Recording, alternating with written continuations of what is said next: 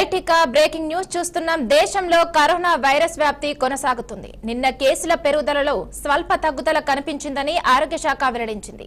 గత 24 గంటల్లో 101 మందికి కరోనా పాజిటివ్ గా తేలిందని, ఒక్క రోజులోనే 11 మంది మృతి చెందినట్లు తెలిపింది.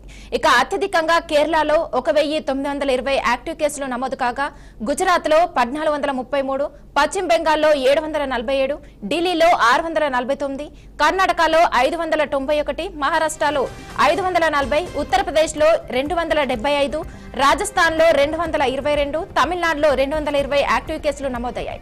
ఇక దీంతో దేశవ్యాప్తంగా యాక్టివ్ కేసుల సంఖ్య 7264కి చేరిందని తెలిపింది. ఇక నిన్న ఒక్కరోజే కేరళలో 7, ఢిల్లీ, ఛత్తీస్గఢ్, మధ్యప్రదేశ్, మహారాష్ట్రలో ఒక్కొక్కరు చొప్పున మొత్తం 11 మంది ప్రాణాలు కోల్పోయారని ఆరోగ్య శాఖ వెల్లడించింది.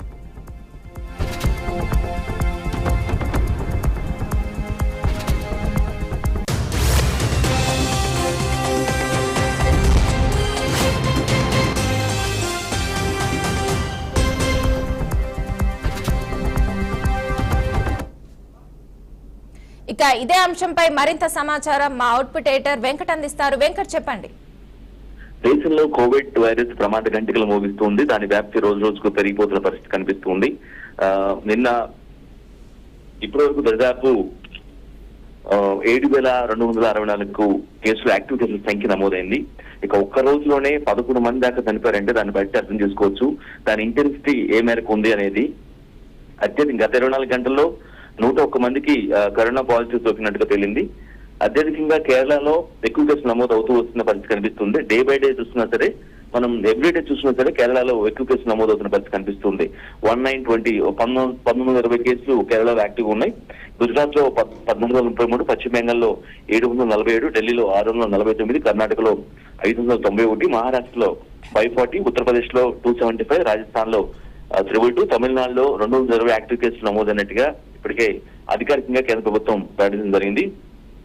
సో పెరుగుతున్న నేపథ్యంలో ఢిల్లీ, ఛత్తీస్గఢ్, మధ్యప్రదేశ్, మహారాష్ట్రలో ఒక్కొక్కరు చొప్పున మొత్తం 11 మంది నేను ఒక్కరోజు ప్రాణాలు కోల్పోయినట్టుగా ఆరోగ్య శాఖ వెల్లడించింది. కేరళలో అయితే ఒక్కరోజే 7 చనిపోయారు. దాన్ని బట్టి అర్థం చేసుకోవచ్చు కేరళలో ఎంత వేగంగా వ్యాప్తి చెందుతుంది అనేది అర్థం చేసుకోవచ్చు. ఎందుకంటే కేరళ ఎక్కువగా ఏంటంటే కేరళలో ఉన్నటువంటి వాతావరణం ఎలా ఉంటుందంటే అక్కడ ఉన్నటువంటి ప్రజలు అంతా కూడా ఎక్కువగా ఎడ్యుకేటర్స్ గా ఉండటం వల్ల నేపథ్యంలో వాళ్ళు విదేశాలు తిరుగుతూ ఉంటారు. పక్క దేశాల్లో జాబ్ చేస్తూ ట్రావెల్ అవుతూ వస్తుంది. సో అట్లా ఆ విధంగా వ్యాప్తి చెందింది అనేది ఒక వాదనగా కనిపిస్తుంది.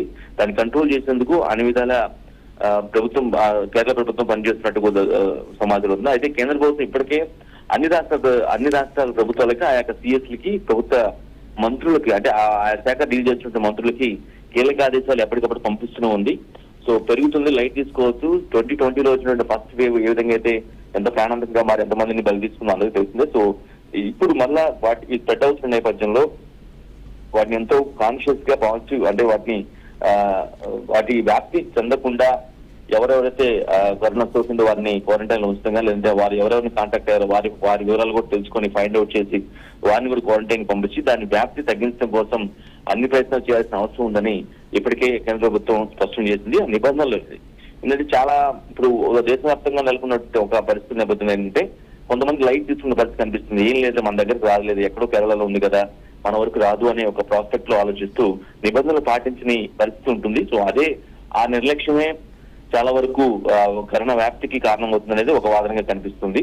సో అలా నెగ్లెక్ట్ చేయకుండా ఆ రాష్ట్ర ప్రభుత్వాలు ఆ బాధ్యతను తీసుకొని ఖచ్చితంగా ప్రజల్లో ఒక అవేర్నెస్ క్రియేట్ చేసి ఇది మనం చిన్నదనుకున్నాం బట్ ముందు దీన్ని నెగ్లెక్ట్ చేస్తే ప్రాణాలు పోయే పరిస్థితి ఉంటుంది కాబట్టి ఖచ్చితంగా మీరు అప్రమత్తంగా ఉండాల్సిన అవసరం ఉందని చాలా బలమైనటువంటి ఆదేశాలు కూడా పంపిస్తూ ఉంది.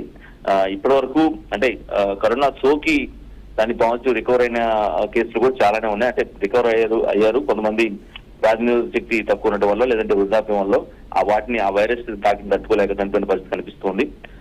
మొత్తం మృతుల సంఖ్య కూడా పెరుగుతున్న పరిస్థితి కనిపిస్తుంది. అంటే ఒక్కో రోజుకి 11 మంది, ఒక రోజు 10 మంది, ఒక రోజు 8 అట్లా పెరుగుతూ ఆల్మోస్ట్ 100 దాకా రీచ్ అయింది అనేది ఒక వైద్యారోగ్య శాఖ చెప్తున్న వాదన. సో ఖచ్చితంగా అన్ని ఎక్కడైతే ఎక్కువగా ఉందో గుజరాత్ కావచ్చు, పశ్చిమ బెంగాల్ కావచ్చు, ఢిల్లీ కావచ్చు, కర్ణాటక, మహారాష్ట్ర వీటిల్లో బాగా అంటే 500 అబోవ్ కేసెస్ నమోదవుతున్న పరిస్థితి కాబట్టి అక్కడ చాలా యాక్టివ్ గా తీసుకోవాల్సిన అవసరం ఉంది.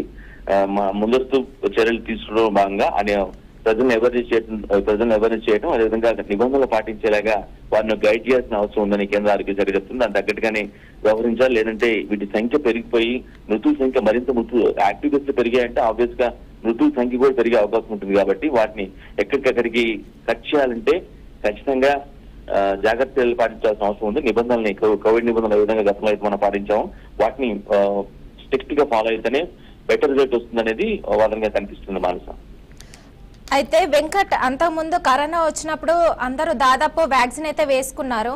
అలా వ్యాక్సిన్ వేసుకున్న వాళ్ళకు కూడా ఇప్పుడు కరోనా వచ్చే అవకాశం ఉందంటారా? అసలు దీనిపై వైద్యులు కానీ ప్రభుత్వం కానీ ఎలాంటి చర్యలు తీసుకోబోతుంది? వ్యాక్సిన్ ఖచ్చితంగా పనిచేసింది, చాలా వరకు పనిచేసిందని అనేది ఒక వైద్య నిపుణులు చెప్తున్నట్టు మాట. సో కానీ దాన్ని వేసుకోవడం వల్ల ఇక రాదు అని ఒక మనం బలంగా స్టిక్ ఒక నిర్ణయానికి నిశ్చయంగా ఉండటం అనేది కరెక్ట్ కాదనేది కూడా అదే వైద్యులు చెప్తున్నారు. ఎవరైతే బాగా పనిచేస్తుంది మనకి ఎవరైతే ఫస్ట్ వేవ్ సమయంలో సెకండ్ వేవ్ టైంలో వైరస్ వ్యాక్సిన్ యాంటీవైరస్ వ్యాక్సిన్ వేసుకున్నారో వారంతా వారి మీద బాగానే పనిచేస్తుంది, ఇక ఇబ్బంది లేదు అని చెప్తున్న వైద్యులు. కానీ అదే నేపథ్యం పెట్టుకొని ఎందుకంటే కొత్త వేరియంట్లు వస్తున్నాయి కాబట్టి వాటిని మనం ఎలాగూ వ్యాక్సినేషన్ వేసుకున్నాం, చాలా బలంగా ఉన్నాం, ఇబ్బంది లేదు, ఇంకా రాదు మనకి రాదనేది ఆ నిర్లక్ష్యం అయితే వద్దు. ఏదైతే ప్రికాషన్స్ పాటించాల్సిన అవసరం ఉంటుందో వాటిని ఖచ్చితంగా పాటిస్తేనే కొంతవరకు మెరుగైన ఫలితాలు వస్తాయనేది వైద్య నిపుణులు కావచ్చు లేదంటే కేంద్ర ఆరోగ్య శాఖ చెప్తున్నట్టు వాదన. ఖచ్చితంగా ఇప్పుడు యాక్టివ్ కేసు నమోదవుతున్న వారిలో ఆల్రెడీ గతంలో వచ్చిన వాళ్ళు కూడా ఉండి ఉండొచ్చు. వ్యాక్సిన్ వేసుకోవడం వల్ల తనకు రాలేదు అని చెప్పలేదు కానీ బట్ ఆ డీటెయిల్స్ అవన్నీ కూడా పూర్తిగా కేంద్ర ఆరోగ్య శాఖ అంటే ఆల్రెడీ వచ్చిన వాళ్ళకి కూడా వస్తుందా లేదా అనే అంశాన్ని ప్రకటిస్తే ఓపెన్ గా ప్రకటిస్తే కానీ అట్లేం చేయలేదు. కాబట్టి కొంత దాని మీద ఒక డైలమా మీరు అడిగిన ఏదైతే పాయింట్ ఒకటి ఉందో వచ్చిన వ్యాక్సిన్ వేసిన వాళ్ళకి కూడా రాదు, వాళ్ళు ధైర్యంగా ఉండొచ్చు అనే ఏదైతే పాయింట్ ఉందో ఆ పాయింట్ మీద కొంత క్లారిటీ కూడా ఇంకా ఇచ్చుంటే బాగుండేది అనే ఒక ఫీలింగ్ కూడా కామన్ పీపుల్ లో ఉంది. సో ఖచ్చితంగా ఇప్పుడున్న సంఖ్యలు పోల్చుకుంటే తక్కువగానే అంటే ఓవరాల్ ఇన్ని కోట్ల మంది దాదాపు 1.4 బిలియన్ పీపుల్ లో కేసులు కేవలం అంటే 1000-1500 దగ్గర రోజుకి నమోదవుతున్నాయి అని అంటే దాని వ్యాప్తి అనేది కొంత తక్కువ మేరకు అంటే కంపేర్ టు జనాభా పరంగా కంపేర్ చేసుకుంటే తక్కువనే భావించాల్సిన అవసరం ఉంటుంది. బట్ దాన్ని నెగ్లెక్ట్ చేసుకొని పాటించకుండా ఉంటే ఖచ్చితంగా వాటి వ్యాప్తి పెరిగే అవకాశం ఉందనేది చాలా బలంగా చెప్తున్న పరిస్థితి ఉంది Manasa. Okay, thank you Venkat.